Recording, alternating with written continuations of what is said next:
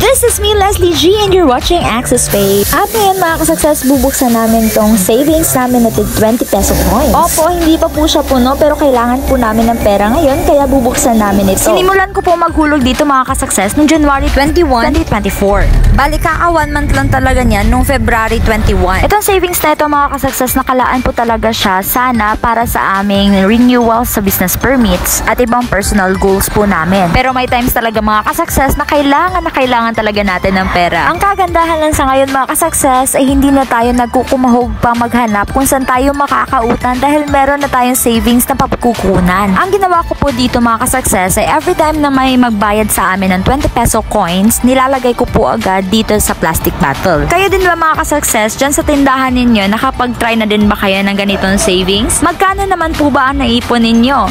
Paki-comment naman po sa baba. At kung gusto niyo naman pong mag-try, kailan niyo naman po balak simulan? Siya nga po pala, huwag kalimutang mag-like, mag-subscribe at i-share itong ating video. Balitig 25 pieces po kada isang linya nitong ating 20 peso coins. So 20 times 25, bali 500 pesos po sa isang linya nitong ating coins. So bilangin po natin. 1, 2, 3, 4, 5, 6, 7, 8, 9, 10, 11, 12. So 500 times 12 equals 6,000. My God! 6,000 mga ka-success! Plus meron pang butal mga success, 1, 2, 3, 4, 5, 6, 7, 8, 9, 10, 8, meron siya mga ka-success. So 9 times 20 equals 180. So plus 6,000, 6,180. So sa loob lang ng mahigit isang buwan mga ka-success, meron na tayong 6,180. So nag-start tayo noong January 21, 2024. Ngayon ay February 28 pa po. Grabe mga ka-success, hindi ko akalain na umabot siya ng 6,000 mga ka-success dahil yung tansya lang talaga namin mga ka-success is nasa 3,000 lang siya.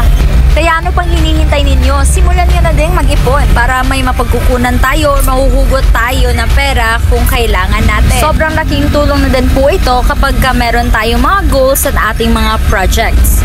Kaya wag na wag natin ismulin ng 20 pesos mga ka-success.